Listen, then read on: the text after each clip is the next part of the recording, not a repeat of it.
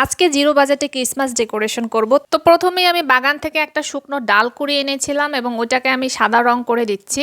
আমার কাছে স্প্রে সাদা রং ছিল না, তাই আমি ব্রাশ দিয়ে করছি। আর এরপর আমি একটা পুরনো ওষুধের বক্স নিয়ে নিয়েছি। তো এই বক্সের মুখের অংশগুলো আমি কেটে নিয়ে এরপর এখানে গ্লু গান দিয়ে লাগিয়ে ভিতরের অংশে সেট করে দিব, যাতে করে বাইরে থেকে এক্সট্রা না বোঝা যায়।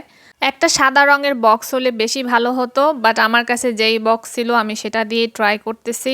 আর এখন এই বক্সটাকে কয়েক স্টেপে আমি সাদা রং করে দিব। এখানে এই বক্সটাকে সাদা রঙে করতে হবে, অন্য রং করলে ভালো লাগবে না। ইন দ্য মিন টাইম আমার গাছের সাদা রংটি শুকিয়ে গিয়েছে। আর এখন বক্সটাকে প্রিপেয়ার করতে হবে। এই বক্সটাকে আমি টব হিসাবে ইউজ করব। এখানে পুরনো পেপার দিয়ে ডালটাকে মাঝখানে বসিয়ে দিচ্ছি। আর এর উপর থার্মোকলের ফোম ছোট ছোট করে কেটে এরপর আমি বসিয়ে দিয়েছি। আর এখানে আমি উল সুতো দিয়ে বল বানিয়ে নিয়েছি, যেগুলো আমি ক্রিসমাস ট্রি বুবলস হিসাবে ইউজ করব। এবং বলের মাঝখান থেকে আমি জুট রোপ দিয়ে একটা দড়ি টেনে নিয়ে এরপর আমি সুন্দর করে গাছের সাথে সেট করে দিছি সবগুলো।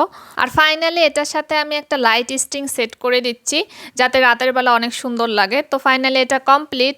আর এই যে দেখো রাতের বেলার লুক, তো এটা দেখতে অনেক সুন্দর লাগছে। এখানে আমি হালকা লাইট ইউজ করেছি। তো তোমাদের কাছে কেমন লেগেছে অবশ্যই আমাকে জানিও। সবাই অনেক ভালো থেকো, বাই।